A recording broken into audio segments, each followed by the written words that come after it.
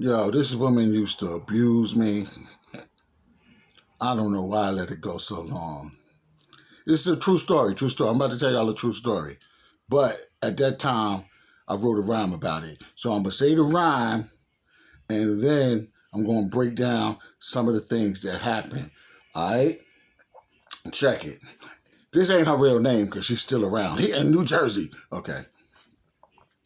Now, Sandy had an X-Man she caught knee deep, down with OPP, in between the sheets. She freaked out, flipped, almost went for his dizoid. Her trust in men was destroyed. She was paranoid. But when she met me, she seemed calm and cool. I said, any man leader's girl is a fool. She was a 38, 28, 38. College material and worked at a bank. Dressed real fly and drove a red Benz. She let me into a temple of butterscotch skins. Then the phone rang. It was my ex-girl, Erica. And Sandra went into hysteria. She flipped the script on some tales from the crypt. She threw a Tyson hit talking about, I ain't having it. Ain't for violent sex, so you're out of luck. And I ain't your ex out. Crazy. Wait, back it up. Easy, easy, back it up. All right? Now, let me tell you. First of all, when I met her, it's because she heard of me from her friends at Bergen Community College that kept talking about me. Because some of them like me. Cool. She got my number from somewhere, called me.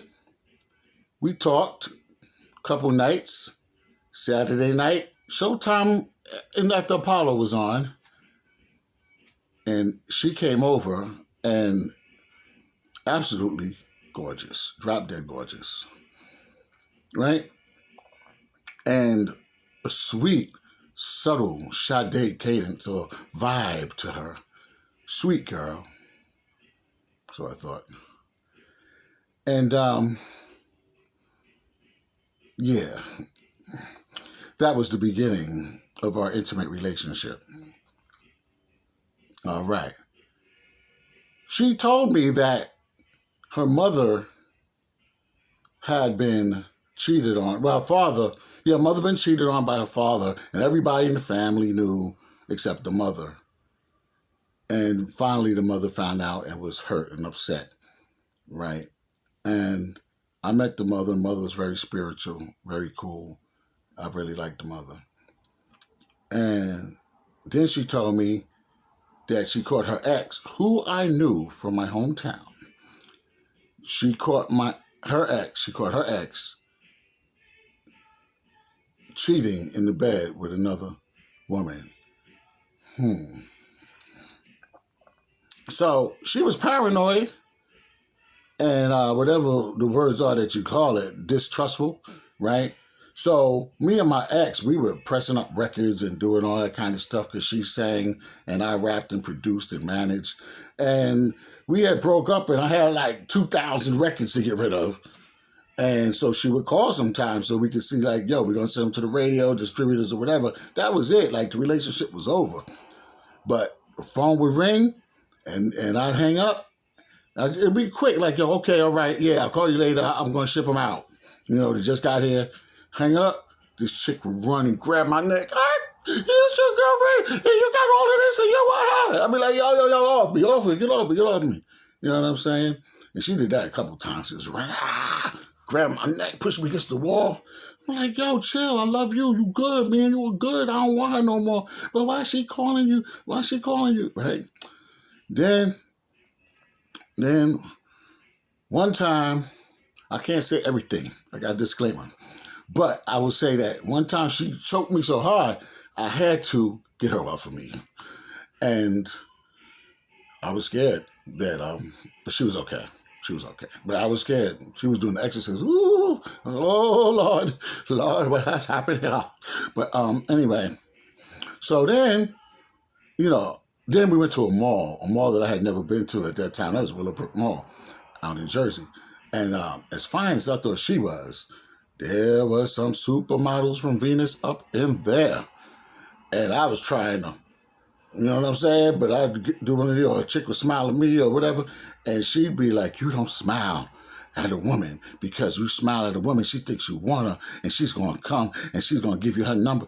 I was like, oh, this chick is really, really great. I can't go nowhere. I walk around like this. I don't see nobody. I don't see nobody, right? Yo, man, Run DMC was up. Not DMC was up in there that day. Peace to DMC from Run DMC. I was like, yo, he cool, man. He just shopping. Anyway, side note. So, okay. Then there's some other little stories, but the main one, he is the main one. Hold up, wait, don't touch that dial. That keyboard. Okay. So, we're going to cruise. We're going to cruise to Bermuda.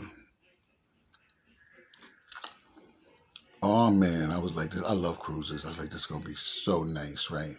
So, when we get in the cabin, the stewardess comes. They called her steward, but stewardess comes. Her name was Agnes, I remember. And she's probably from Sweden or something. You know, a little white lady. She was like, hi, my name is Agnes.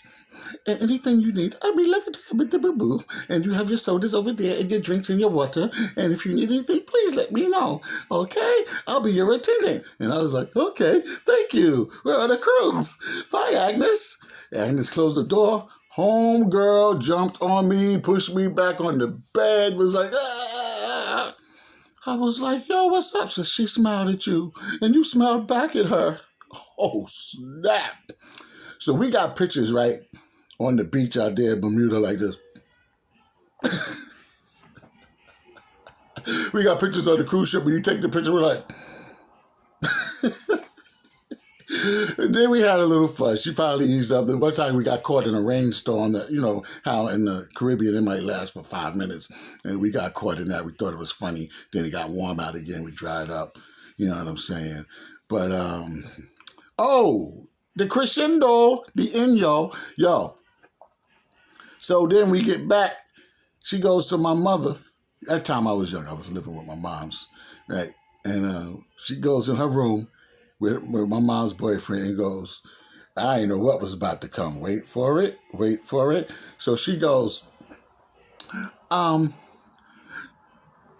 as beautiful as I am and as sweet as I treat him and I give him money and I drive him around and da-da-da-da-da, you know, and he still talks to other girls and he's very disrespectful and I'm pregnant. I was getting ready to leave her, right? For real. I was like, when we get back from this cruise, I'm leaving her ass, right? So I'm about to leave her. She hit me with the P word, pregnant, right? And I'm like, oh, hell no, you ain't pregnant, no, you ain't got that pregnant. My mother's like, T, that's my government. She's like, be nice, right? She's like, just go with her to the clinic and see what happens. I'm up there in the clinic, holding my breath in the waiting room while they just let her in. Why she come back out in like 5 minutes? She come back in like 5 minutes. She was like, they said that the baby, I lost the baby or something crazy. I miscarriage. I miscarried. They said I miscarried. I was like, oh, so sad. So savvy, right? So we get home. I go, bye-bye. Toodaloo. Shoo-shoo. And that was the end of that. She need help. I'm so sorry. And yo, I would have stayed with her forever. But she was paranoid. I mean, you could work some little things out, but I can't be walking around like a zombie or a mummy or something. You know what I'm saying? I can't. No. And ain't nobody that fine. Oh, that's what she was saying to me. There was LT's, Lawrence Taylor, the football player. He had a club out here in Jersey on Route 17 in East Rutherford. And one time I said something and she said, oh, I could go to LT's. That's what all my girls are.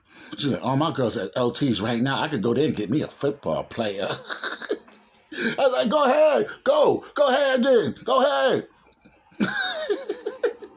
So that's the story of my abusive relationship. Glad I'm not with her anymore. Ladies, take it easy. Don't be a bag lady. Leave that stuff in the past. Get some therapy. Talk to somebody. Let it out. Go to church. Catch the Holy Ghost. Something. Let that stuff out. Let it be gone. You know what I'm saying? The next man is not the ex-man. You know what I'm saying? Every man is not a dog. I'm telling you. All right? One person at a time. Slow down. All right? Kamal Imani, the unorthodox guru. Peace.